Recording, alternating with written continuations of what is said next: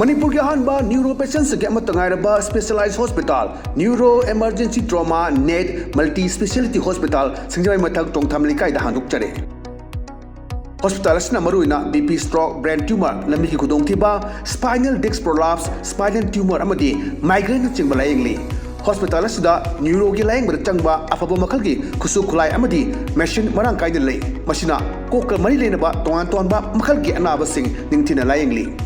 lamdam masida neurosurgeon yamna tangariba maramna chingmadi arapa mafumdagi lakpa anabasi neurosurgeon unanaba honabada awaba kya mayongdari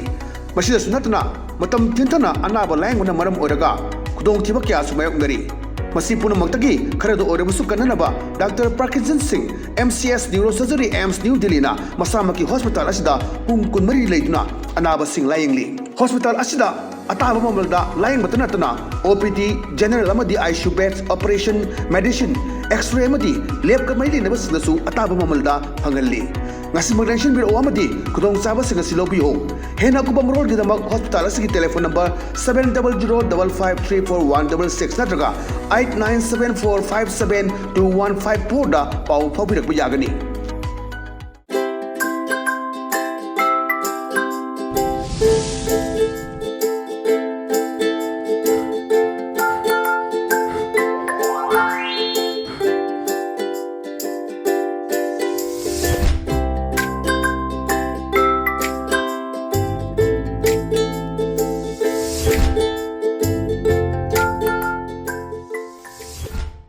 Krumzari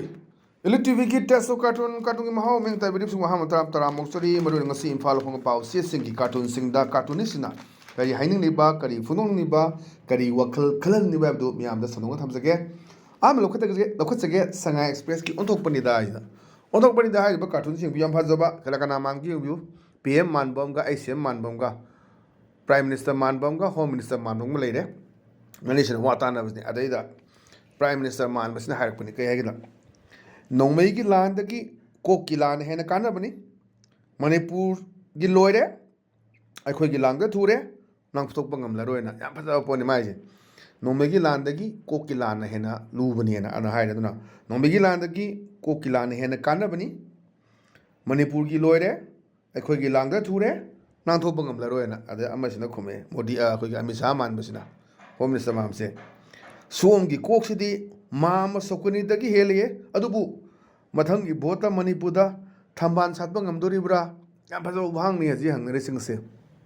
manungda kari idea puge tudi mayam khangnarabani 2027 da kari lakadage haji anauba koi mayam da center da sumangari ara tawnariba India gi oina koi cockroach Janata Party kaina tholaiba mayam suna kanda koi regional gi hulaiba adagi somda Tamil Nadu da tawriba koi BJP की सरकार form तो की बात चाहिए नहीं मनुंगदा सुग मुझे मैं हमसे लागा से कि उहुल से लाकांडा मणिपुर सु हुम्मगा पुबा ngamgadra ngamoidra से इज अ बिग क्वेश्चन अचो वो हंग महंगी बनेबा अदनी आइदा मबानी ना सेंटर द खन्ना बदु आइगा बीबीएस ना इमेजिनेशन तौरगा माने येक थोगा थमक बनेबा अदना नुमैगी लांदगी कोकी लान हेना काना बनी मणिपुर की लोइरे अखोगी लांगदा थुरे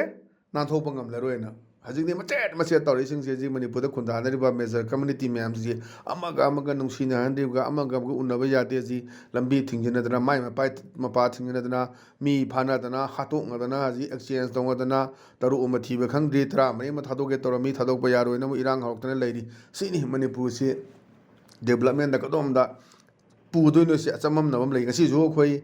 खुमराम दि सुबा कोई NEC की प्लेनरी सेशन तौदोरी मणिपुर की गवर्नर अदुगा कोई चीफ मिनिस्टर यावरी अना मणिपुर की इशू मैम से पुथोक्तना डेवलपमेंट की एरिया दा कदाइदा अदि अमरम द चीफ मिनिस्टर जे सही अमम मुक्तनि मा पाइ दोसी मागी अचौबा एसिड टेस्ट अमनी मागी से फजना 2027 की इलेक्शन से दा फजना होनरदी माना ngमदना मैम खनरे मैम से थुगायरगा absolute majority के फंगदी मासु चीफ मिनिस्टर जी पिरक दोनी सेंटर दगी अदुनी हजिक ची निंग्री ताखनदना यामना कन होनबा मतमनी कोई नरक्तबा दगी अनौबा मयाम मा हान गाय सुबसा और मयाम सु इलेक्शन थेनगदब थोलकतना हजिक कैंपेन तो होंगनरपगी इशू दुना मणिपुरदी अखोई लांगद थुरे पांग नान थो अरोयना अदु सा यामदी भरे सारी कोक्सी मामा सोकनी दे हेली अदुबु मथंगी बोता मणिपुरदा थंबान सातबा ngमगदोरिब्राना हंगपो वांग सेसिसु यामना फजबा नुंगी वान थोकलेबा अदुंबा कार्टून ने थमजगे मथंग द लेसिना खोय सना लेबा की लोइरेदना अदुनि loiredana asda marup ani khak sung walking chat chat wari sana bani amajna yi leingak leidi lo leidi moi lamdam se hekta moi lamdam se hekta thugai ba yapote da na moi ne hekta khoi lamdam se thugai yapote da na haibu ne amajna ada man khoi moi na natte ne leidi ba singini ne thugai na ba se lese taubi na aduna atopuna thugai ba natte khoi manung da leinari ba hojik si social media da kari da launa ba agi civil society ki mathakta allegation counter allegation mayam khumna ba adumba mayam thongna rakwa mayam se leiri bani kalak mang chang tai hadana manam puthongna rakwa mayam si adum thengnari yengba da bani khoi manipur gi mayon se kadum sakheduna leibak leiri loi leiri moina lamdam se ka thugai ba pote da an hai kana moina da tine thugai doi se leiri bu sing gini ne thugai na ba sile se leiri bu sing chini na ne thugai na ba sile se taubi na banan khara lan bra si aduna leiriba sing sina sili ne haibra na to kana koi leiriba singini ne thugai na basili sena aduna atha do ani thona pu bu jai banan ma soi bu na bu ti ta da aduna sigi film se leidui ni ana yam na fajaba si chu wan tholai ba cartoon ne thamjage mathang da leisna koi pongna phomgi balo he aduni ba balo he sida yengbiu koi wari sana bane khabar je paraga ada amasina haire halamna cookie singdu separate to khrabona moi tongan tagrabo na hangmane adaida amasina khumai makhoi masel haidi cookie singi marakta separate tawba hawba oira malena moi masen da su cookie marakta ko yana dabagi pau thongnarakpa social media da newspaper da karida thongnarakpa mayam dune adaida cookie singdubu separate takrabo hana haibani adaida amasina khumapone moi masel haidi cookie singi marakta separate tawba hawba oira male haidana phongdokpa sisu yamna fajaba wan tholeba cartoon thamjage mathang da leisna koi hwel lan paugi as loire haudune ba adasini akoina hingi matamda yam phajana toromu me ba ji sigdo mcha ngaktani hedana hingi mas nungsi chanana amaga mateng pangadana hingminna baduni yamna jealousy ka dana kaidongni mina sel pairaga aina kala kadogduno aisu ngamna bu honaba aigi suja nomjari baduna koi hingja baduni mayam pamna base ala mayam siraganda misina photo da leisu katana mayam na ni popagi mahiya lamni baduna tabada hek siboga mina pendana nga thonga chaba sareng thong chaba haina mayam se leini mala sigadi panena adugi pibam dudani cartoon se thamai chenada akhoi sa leitabagi awawa phungdoksi haine na ngasai staff sing sina wari sana baneba ngadi staff amna kai haige da era karigi awawa nungaiba phungdoksi na ngasai staff sing sina mana otpa neiba tauba khotpa mayam do mauna loina daba adumba athi tathina tauba dagi se masi MLA ni minister ni gaina mi singsi usitaba khoigi khongya gi full lona ga urakpa mayam do madugi pe da ga ma je leita matam da awaba phongdok si haibane awa kari gi awaba phongdok ba nungaiba phongdok gadabni haina phongdok bagi yamna staff sing sina pelau daba mogi leader sa du leita bada adugi phongdok ba yamna fajaba adumba wan thok leiba cartoon na ithamjage mathang da leisna khoi People's Chronicle gi Thursday Theateries na Thursday Theateries da MU wari sanabana khoi gi party da no bachangak pagini ade da man high with leaders na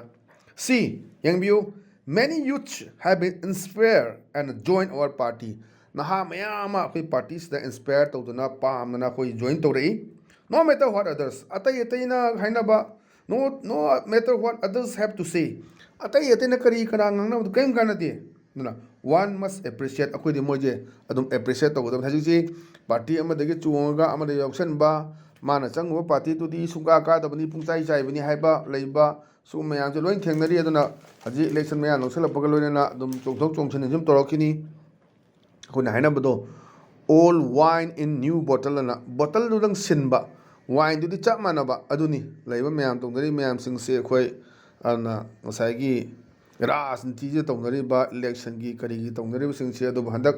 anauba khoi gi mai mayama naha adagi ahal laileshu haiba mayam tholakadori yengwa tabani 2027 gi elections ta kari tawgadagi haibado aduna kasi de adum meli tv gi test of cartoon gi mahaw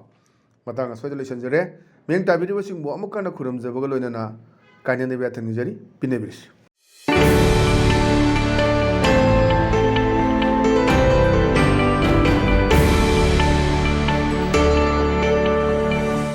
ꯄꯦꯁꯦꯟꯁꯤꯡꯒꯤ ꯑꯃꯠꯇ ꯉꯥꯏꯔꯕ specialise hospital neuro emergency trauma ꯅꯦꯠ multi speciality hospital Singjamei ꯃꯊꯛ ꯇꯣꯡꯊꯥꯝ ꯂꯩꯀꯥꯏꯗ ꯍꯥꯡꯗꯣꯛꯆꯔꯦ hospital ꯑꯁꯤꯅ ꯃꯔꯨꯑꯣꯏꯅ BP stroke brain tumour ꯂꯝꯕꯤꯒꯤ ꯈꯨꯗꯣꯡꯊꯤꯕ ꯁ꯭ꯄꯥꯏꯅꯦꯜ ꯗꯤस्क ꯄ꯭ꯔꯣꯂꯥꯞꯁ ꯁ꯭ꯄꯥꯏꯅꯦꯜ ꯇ꯭ꯌꯨꯃꯔ ꯑꯃꯗꯤ ꯃꯥꯏꯒ꯭ꯔꯦꯟꯅꯆꯤꯡꯕ ꯂꯥꯌꯦꯡꯂꯤ ꯍꯣꯁꯄꯤꯇꯥꯜ ꯑꯁꯤꯗ न्यूरोगी लायंगबद चंगबा अफब मखलगी खुसु खुलाई अमदी मेशिन मरांग कायदे लई मसिना कोक मरी लेनबा तोंगान तोंबा मखलगी अनाबसिंग निंगथिना लायंगली लमदम मसिदा neuro surgeon यामना तांगलिबा मरमना चिंगमदी Arap मफमदगी Lakpa अनाबसिंग neuro surgeon उननब होनबदा अवाबा कया मायोंगदरी मसिदा सुनतना मतम थिंथना अनाबा लायंगबना मरम ओरगा खुदोंथिबा कया सुमायोंगदरी मसी पुनमक्तगी खरदो ओरबसु कन्ननबा doctor Parkinson Singh MCS neuro surgery AIIMS New Delhi ना मसामकी हॉस्पिटल असिदा पुंग कुनमरी लेदुना अनाबा सिंह लायंगली हॉस्पिटल असिदा अताबा ममलदा लायंगबत नतना OPD जनरल अमदी ICU beds operation medicine X ray अमदी लैब कमरी लेनबसिनसु अताबा ममलदा फंगल्ली ngasimagrenshin biro amadi kudong saba singa silobiyo hena kuba mrol gidamag hospital asigi telephone number 7005534166 natraga 8974572154 da pau phabirak yagani